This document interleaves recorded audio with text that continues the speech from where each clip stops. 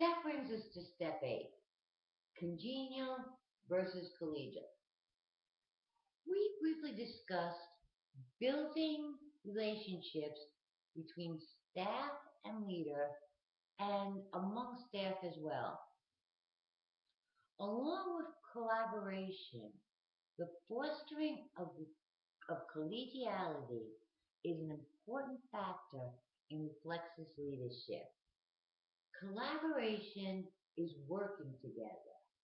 In Reflex's leadership, collegiality is learning together. Now, Reflex's leaders do model congeniality and instinctively understand the distractions any adversarial relationship can cause in a school, whether it be the us against them mentality or an individual disagreement between staff. They know this type of discourse permeates the air and stagnates creativity and commitment. It also becomes the banner news in that parking lot gazette and spreads negativity and criticism. If it exists or is brewing, Reflexes leaders are quick to have an open discussion with a clarity of understanding that will diffuse and remove that situation. Fortunately, most schools I've worked in have been very congenial. The staff is very nice to each other. They exchange pleasantries and then they go about their business. As a director of the Principals Center at Harvard University, Roland Barthes points out, and this has been my experience as well, a lot of the congeniality in school centers around food. However, Reflexes leaders habitually find ways to move past congeniality and create opportunities, collegial interactions. Remember when we discussed the paperclip, the panoramic view, and looking for different opportunities? Collegiality is another place it should be developed and applied. Almost all good leaders have developed staff teams that analyze student data or what students are learning. They have school or grade or department discussions on curriculum trends. Or they have staff members report to the school or their group meeting about a seminar or workshop they attended.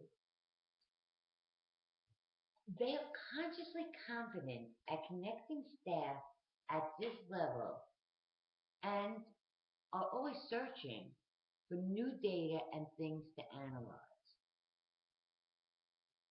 Reflexes leaders know that's not enough to ignite true collegiality and collaboration and to create that learning community of dedicated professionals.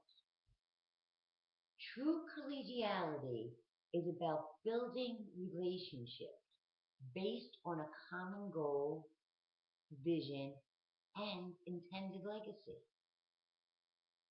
It's not only about caring, it's about sharing as well. Reflexes leaders provide opportunities for staff to talk to each other about their profession, not just what is going to be learned, but also how and why it's being learned. Most schools have mentors for first-year teachers. This helps and guides the new teacher at becoming more proficient and better at what they do. But what about the third and fifth and 20th year veterans? Is their only connection to each other through collaboratively working together on dissecting grades or curriculum? Or worse yet, when they get a piece of cake that Mrs. Smith brought in today? Reflexis leaders have schools that combine collaboration and collegiality as a practice of the mind and heart, where staff not only works together, but also share together. One of the practices I used in every school was to have teachers observe each other. By using a panoramic view, I was able to bring in one substitute a week. And this substitute would go to a class, allowing that teacher to go and observe another teacher of their choice. The teachers would then discuss the lesson and talk about the positive things they observed and the possibilities of strengthening that lesson. Both the teacher that was observed and the observing teacher would share at a staff meeting the findings of their observation. At one school, the teachers enjoyed the novelty of this so much. Some staff voluntarily, believe it or not, gave up their prep time to observe their peers. Now, as we discussed previously, Reflexis leaders trust the staff as professionals and create the opportunity to build relationships where they can learn from each other. They broaden the topic of discussion to allow staff to talk about practice. Reflexis leaders also observe and ask staff members to share their practice. This habitual sharing, observing, and discussing creates another layer of creativity, ideas, and possibilities. Remember the school culture? One of the values was celebration of success, and another was recognition and appreciation. Allowing staff to observe each other and share the positive findings addresses both these areas, and over time becomes a reflexive part of the school culture. Reflexis leaders have staff talking with one another about practice. They have staff sharing skills and knowledge. They have staff observing one another, and they have staff celebrating one another's successes. In Long Island, there's a group of private school principals and heads of schools that meet regularly to discuss current trends in education, problems and situations in their building, and celebrate professional and personal milestones. When I was a doctoral student, the cohort was divided into study and support groups based on geographic proximity. There were 5 professionals in my group, and we struggled through that doctoral process together. Even after we finished the required courses, we continued to meet each month to discuss our schools, different situations, dilemmas, successes, and mistakes. We shared our knowledge and skills and encouraged and motivated each other to reach our highest potential. Now remember, Reflexis leaders begin with themselves. and practice what they preach. They look for opportunities to share with other school leaders. They creatively find opportunities to share their practice and knowledge with other school leaders and have other leaders share with them. They form their own support and study group to share and learn from one another. They invite other principals to observe them and look to observe other schools and other school leaders. They talk about leadership practice and celebrate one another's successes. Again, fostering a habitual, collegial, and collaborative learning community. In addition to building these collaborative and collegial relationships with and among staff, Reflexes leaders also build those relationships with all members of their learning community. For as little information that there is out there about school administrators and student interaction, there are volumes written on parent-school relationships or building leader-parent relationships. Now, I'm sure you all know the consensus of the research I found. Right. Parent-school relationships are important and they're a good thing. Most school leaders attempt to connect parents to their students' education. They schedule events and hold meetings. They host lectures and have parent-teacher nights. Reflexes leaders know that this may not be enough to build the relationships necessary to connect parents to their child's learning. And as we all know from all that literature, there is a correlation between student achievement and parental involvement. Reflexes leaders look for ways that empower parents and recognize them as equal partners in the education of their child. They don't want just involved parents. They want committed parents.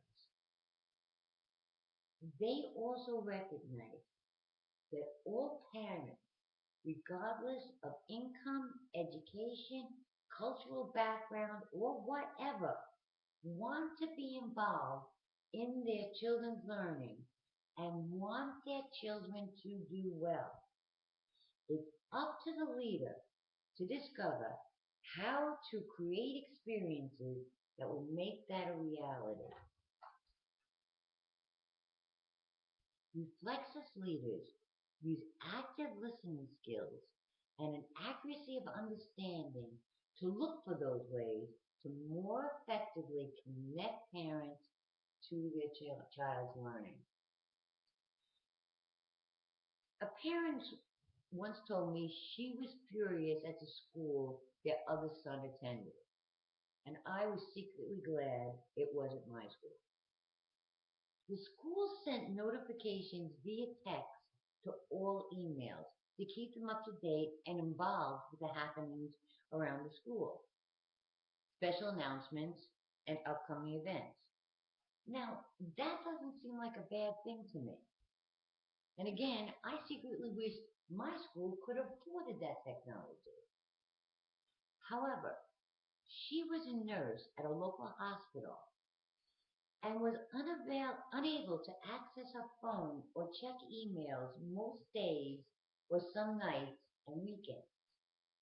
She had repeatedly told the school this didn't work for her, but they continued to do it that way anyway. I decided to do a little research and looked at the end of the year parent surveys from about 15 random schools in the district. In 6 of those schools, parents chose email or text as their third choice out of 4 for preferred method of communication. That meant from my small sample that over 12% of parents in the district could not, could feel the same way as a parent who spoke to me in the parking lot. Reflexes leaders know that in addition to active listening skills and accuracy of understanding, they have to ask the 5 whys to look at the situation. It was not that the parent I mentioned didn't want to know about her son's education or be involved. The school was not involving her in a way that made sense to her. We all know some of the tried and true methods of involving parents at the school or getting them to make a commitment. Reflexes leaders look at these and other possibilities to build relationships with parents and communicate that they are viewed as committed partners to every student's academic success. So, what are some ways? Explain the why of commitment. One of the main reasons parents give for not being more active in the school community is lack of time. One technique to overcome this perception is to ask for a finite amount of time. Ask each family member for 1 or 2 hours of commitment a year to the educational process. Have a checkoff list for parents to choose how they will commit their time. Include a write-in box for personal suggestions of commitment. Embrace a philosophy of partnership and be willing to share power with parents and families. Some parents sit on advisory boards that make important decisions concerning school acquisitions, curriculum, and other areas that have an impact on the school. Reflexes leaders look for other ways to give parents a voice in their education.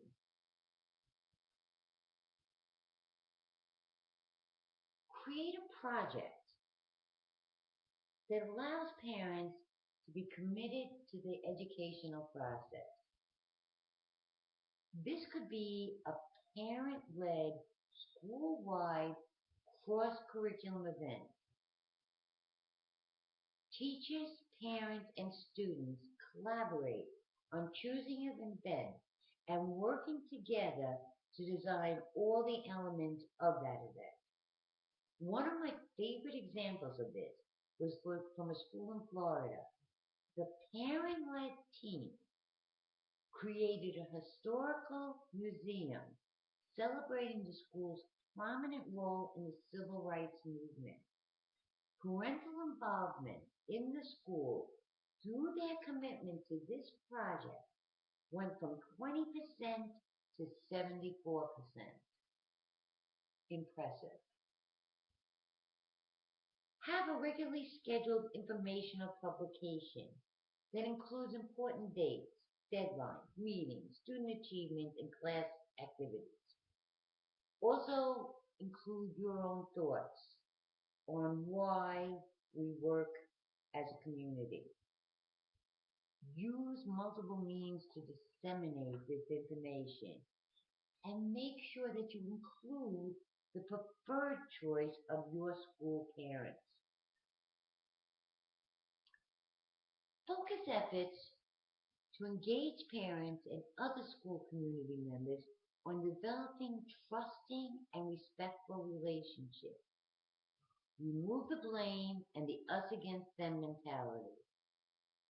Remember, trust and respect are gained by the other person's belief or perception that you say what you mean and you mean what you say. Active listening and engaging in precision speech that is conversational, not confrontational, allows for the open exchange of ideas and the finding of different possibilities to situations. Reflect your commitment and availability to parents. Now, I know most schools schedule some parent meetings during times when working parents can attend. However, one of the difficulties this presents is this is maybe during evening hours, and babysitting may become an issue that keeps parents from attending. Consider Skype or GChats for parents who might not be able to attend. Another technique for connecting parents to the school that I've used quite effectively was inviting parents to tea with me. 3 times a month, I would invite 5 or 6 parents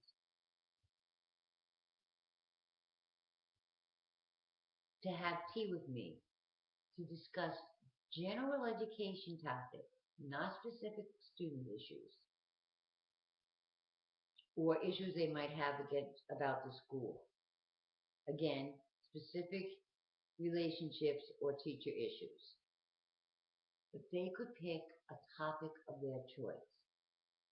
The parents were asked prior what times were available, morning, afternoon, or evening, and to choose their 3 top months for tea. We randomly chose parents based on their preferences and had a 90% attendance rate for each session. Some of the suggestions and ideas turned into ad hoc committees with parents working to address the issues. Now, do you have any other ideas that have worked in your school to have parents actively involved and committed to their child's academic success? And that brings us to step 10. Doing the right things versus doing the right things right. The journalist Albert Camus once said, what we can or cannot do, what we consider possible or impossible, is rarely a function of our true capability.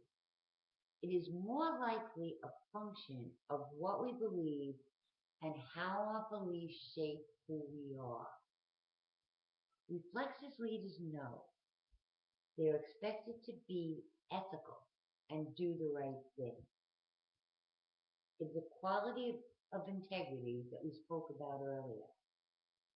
As school leaders, we are expected to be excellent orators, experts in every field of education, an empathetic guidance counselor, a Solomon-minded disciplinarian, an observer, a data collector, a reporter, and the list goes on and on and on. Reflexes leadership knows that doing things right and doing the right thing may not be divided according to pay grade as once previously thought. Reflexes leaders are the preeminent advocates for their school. As discussed, we need our thinking and actions aligned so our primary mission can be accomplished. We also must model how to do something and explain the why it's being done. We challenge our staff with the why nots and support them as they explore the what ifs. Reflexes leaders do training and education, know how to do things right. The primary focus is for creating a culture where all students and staff can be successful. But how do we decide what is the right thing to do? This is part of integrity, an ethical or values implication. code of principles, expected values, and ethical conduct. Back in the day, this was referred to as moral turpitude. How educators were not supposed to act. Today, just like many professions, we have established universal truths that just about everyone can agree upon. The profession of education also has developed these universal truths as they are concerned with education and have developed directives or guiding principles.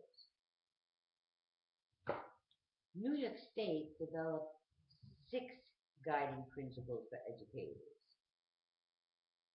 Educators nurture the intellectual, physical, emotional, social, and civic potential of each student. Educators support, create, and maintain challenging learning environments. Educators commit to their own learning in order to develop their practice. Educators collaborate with colleagues and other professionals in the interest of student learning. Educators collaborate with parents and community, building trust and respecting confidentiality. Educators advance the intellectual and ethical foundation of the learning community. These principles focus, as they should, on the primary directive of all educators, the students. The National Association of Educators also developed guiding principles that focuses not only on the students, but on the entire school community. Make the education and well-being of students the fundamental value of all decision making. Fulfill all professional duties with honesty and integrity, and always act in a trustworthy and responsible manner. Support the principle of due process and protect the civil rights and human rights of all individuals. Implement local, state, and national laws. Advise the school board and implement the board's policies and administrative rules and regulations. Pursue appropriate measures to correct those laws, policies, and regulations that are not consistent with sound educational goals or that are not in the best interest of children. Avoid using the position for general gain through political, social, religious, and economic and other influences. Accept academic degrees or professional certificates only from accredited institutions. Maintain the standards and seek to improve the effectiveness of the profession through research and continuing professional development. Accept responsibility and accountability for one's own actions and behavior. Commit to serving others above self. As you can see, both address doing the right thing.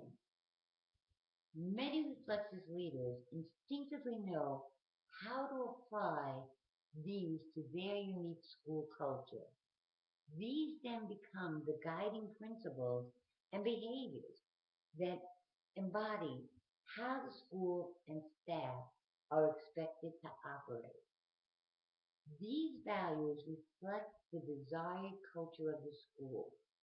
They guide decision making of all staff, helping the school to accomplish its mission and attain its vision in an appropriate manner. However, like most universal truths, they are written as guidelines to all situations. Each school should develop their own guiding principles. that are unique and reflective of their school culture. Let's take a minute and think about the values of your school. Does everyone know them? Are they posted anywhere or discussed ever? As we already discussed, Reflexis leaders look to themselves first. With the clarity of understanding, they determine, why is this the right thing to do? They habitually practice ethical behavior and set the expectation of their school. As we mentioned earlier, leaders act in the manner perceived as right by the school community. Trust and openness is established. Even when unpopular decisions must be made, and we all know that happens from time to time, Reflexis leaders have laid the groundwork for constituents knowing that decisions were reached fairly based on a clarity of understanding of all the facts. Reflexis leaders ensure that values are clearly stated and posted at their school. Values are supported by their actions. If asked, staff would say that the Reflexis leader talked and acted in a manner that reflected the guiding principles and the values of the school.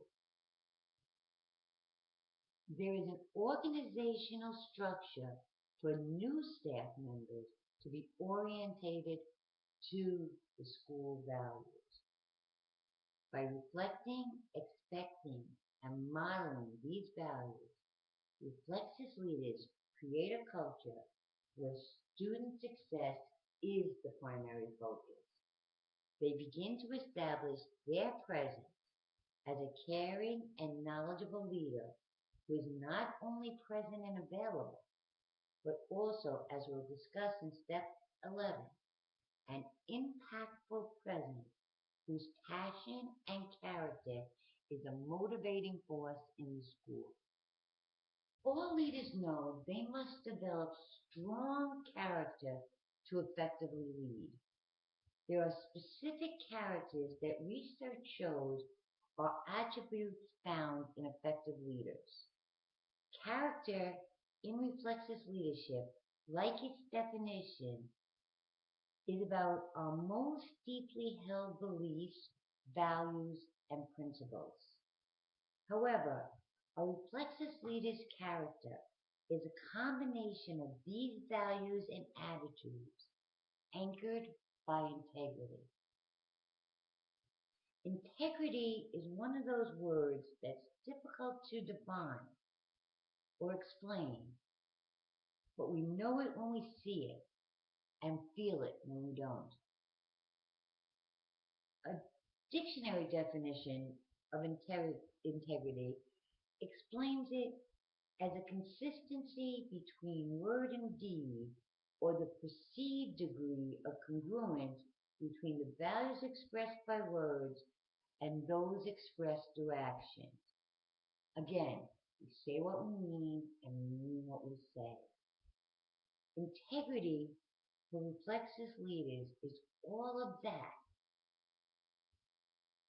but also is a clarity of understanding and an accuracy of awareness of themselves in relationship to others. Reflexis leadership divides integrity-anchored character into three major areas: globalism, conversion, and altruism. Globalism. Globalism is the outward expression of integrity-anchored character and is seen in our interpersonal relationships and others' perceptions of that relationship and interaction. It is our presence and how we are present and available to the members of our learning community.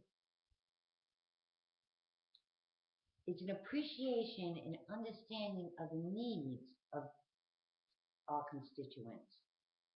Now, there are five essential values associated with globalism: respect for others, fairness, cooperation, compassion, and humility. Respect for others to me has always seemed like something that never needed to be mentioned. Of course, school leaders would have respect for each other and for others.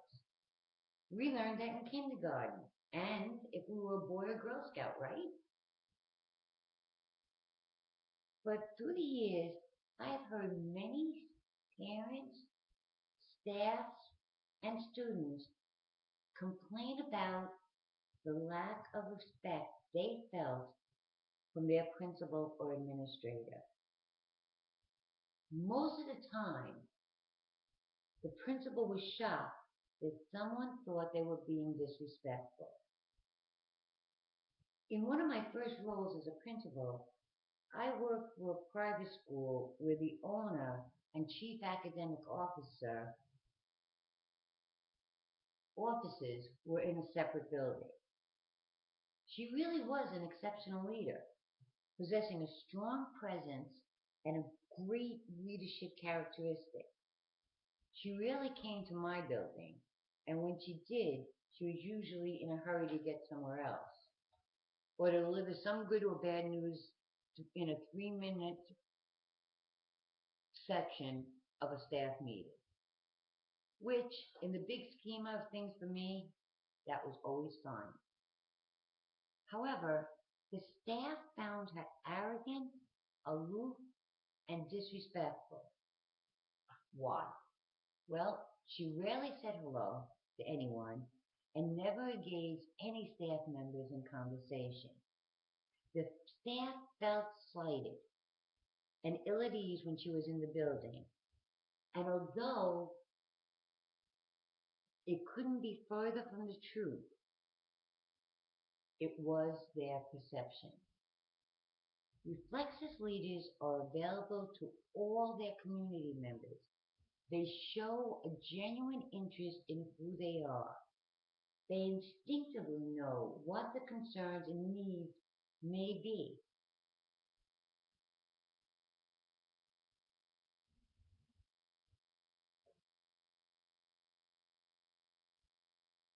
Especially after using some of the previous steps. They lead by example and show appreciation for the job others do. Reflexes leaders validate others and offer support as needed. The second characteristic is fairness. Pretty simple. What does fairness mean? Wait a minute. Okay, that's right. Treat everyone equitably and in a just manner. A staff member once told me that it wasn't fair to the other students to allow one student that did not have an IEP mandate for separate location to leave the room. Of course, I asked her, why? Without hesitation, she told me all the students couldn't have that same accommodation. The problem was her perception of fairness. The true definition of fair is not that everyone gets the same, equal. It's that everyone gets what they need, equitable. The student in question had high-functioning autism, and the quiet of the room during the test amplified sound for him until the sounds of the pencils on the paper became unbearable. The only fair thing to do was to remove the young man from that situation. When we are open and explain our actions, and use the correct definition of fairness, we are perceived as being just. Cooperation. Cooperation is something we discussed in steps 6 and 7. However, when discussing cooperation in terms of character, the definition is slightly different. The perception of being cooperative is that you're available to others and are actively supporting them in their endeavors. It is the creating of avenues and paths to success instead of roadblocks and speed bumps.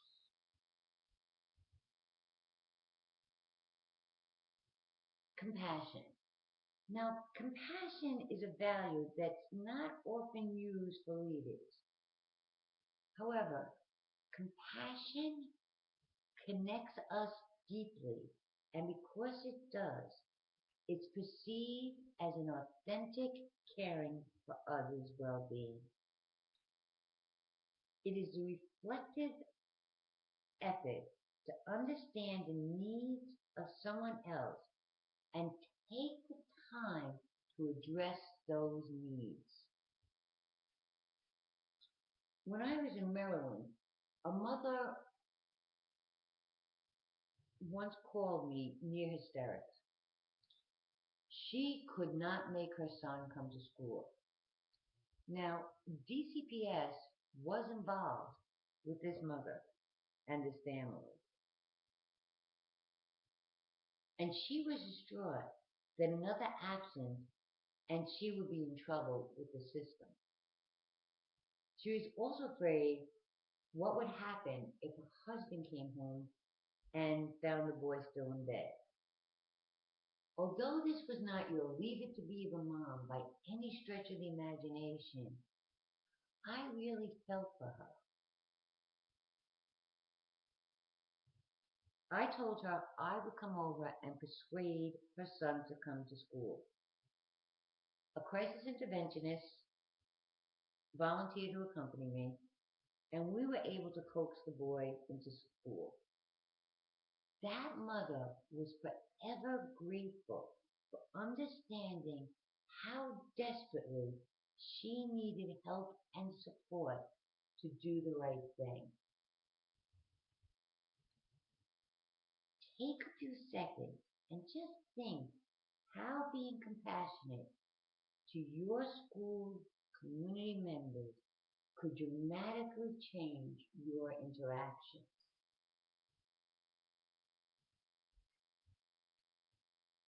Humility. Humility is generally defined as the quality of being modest or lacking in pretense. Like compassion, it's a virtue or quality that's not usually associated with great or dynamic leaders. In fact, as Oliver Wendell Holmes Jr. once said, humility is the first of virtues for other people. Humility is often mistaken for weakness or a lack of fortitude.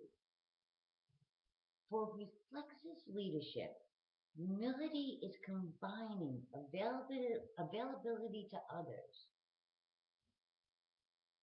with an intense professional passion. It's looking to ourselves for putting our mission, and because of the nature of our vision, others first.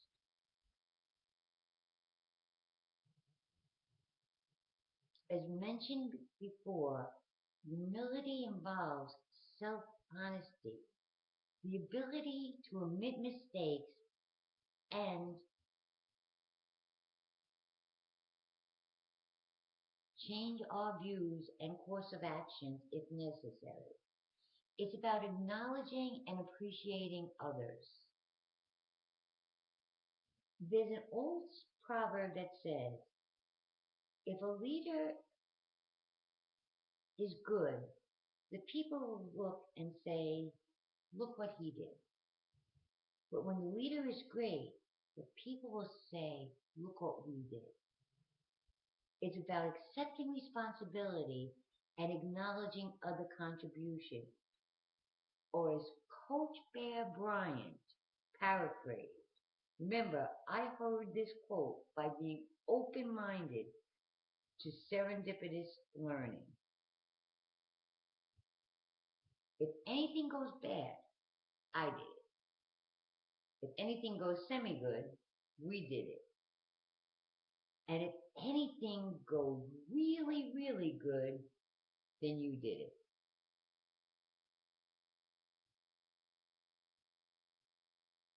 Conversion.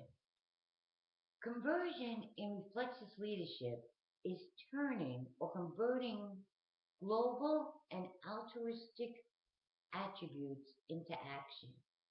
There are three values associated with conversion: courage, wisdom, and competency. Aristotle called courage the first virtue because it makes all the other virtues possible. The dictionary defines courage as a quality of mind or spirit that enables a person to face difficulty and danger. As an administrator, I don't think that there was one day that didn't have some level of difficulty. Good days were days that weren't too difficult to manage. Courage also conjures up images of heroism, of ordinary people doing extraordinary things. Reflexus leaders know that when they enter their school buildings every day and refuse to accept anything less than their vision, they demonstrate courage. Reflexus leaders use courage as a verb rather than a noun. It's the ability to be present and available, to create a culture that seeks out collaborative partnerships and still be responsible for the final outcome. It's all about empowering others and having trust in your community members to also be connected to your vision. It's the ability to set your school on a new course despite resistance from within and without. Courage is stepping up to the plate and doing what needs to be done to accomplish the goal. Courage is blending patience and persistence, having a sense of urgency, but the tolerance to get it right. Courage is precision speaking, speaking candidly but with diplomacy about difficult issues, providing tough feedback, and sharing unpopular opinions or decisions. Or as Winston Churchill said, courage is what it takes to stand up and speak, but courage is also what it takes to sit down and listen. Wisdom. When I think of wisdom,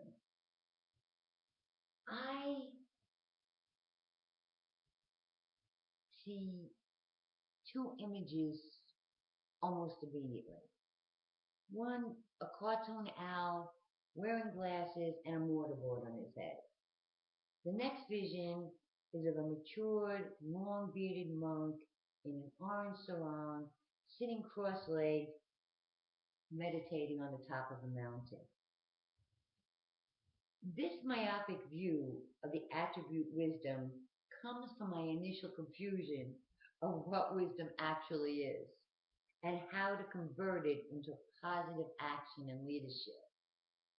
Yes, wisdom is the ability to draw on one's knowledge and experiences to make well-formed judgments.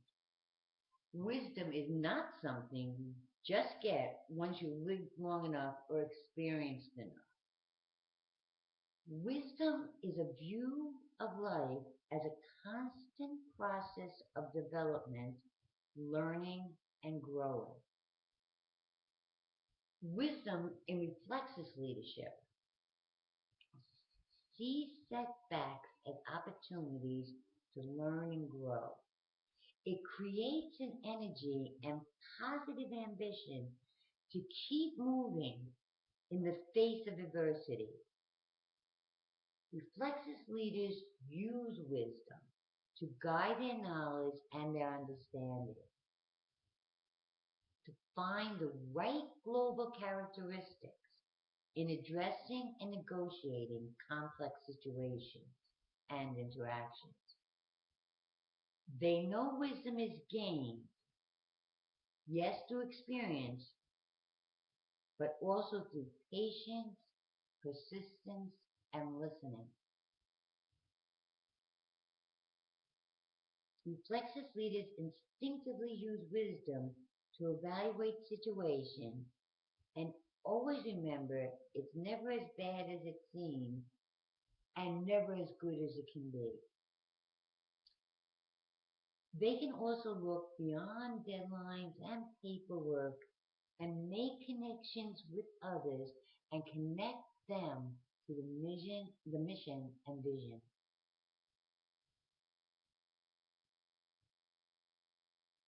Wisdom for Reflexes leadership is prudent and tempered. It's the perception of others that you have the courage and knowledge to implement an effective course of action to make goals, vision, and mission a reality.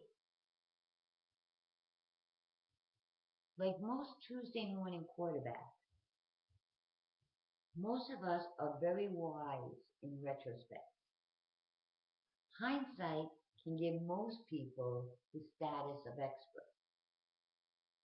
Reflexive leaders convert wisdom into right-mindedness so they can proactively inform their clarity of understanding and offer insight into the heart of the matter. Finally, competency. Now, although we've already discussed reflexive competency as a character to convert ideas into action, it's worth mentioning again. It once was said, a competent leader can get efficient service from poor troops, while on the contrary, an incapable leader can demoralize the best of troops. Competency is about people perceiving confidence in your ability to lead and accomplish the goals and visions you have set forth. For Reflexes leaders, it's about converting knowledge into support, the vision into attainable goals, and these goals into achievable tasks. It's the blending of knowledge, skill, and ability seamlessly into a singular characteristic that is available to all members of the community. Competency is putting first things first, and for us, that is academic success for all students. It's developing expertise in what that means and what that looks like. Reflexes leaders temper their knowledge through our mantra. People don't care how much you know until they know how much you care. So they also ensure there's a clarity of understanding for the why and how of student success. Competency is the ability to know as much as you can and the confidence to utilize and build the expertise and competency of others in the community. It is, as we mentioned earlier, a reflexive habit of mind and heart that shows community members the vision and the roadmap to reach it.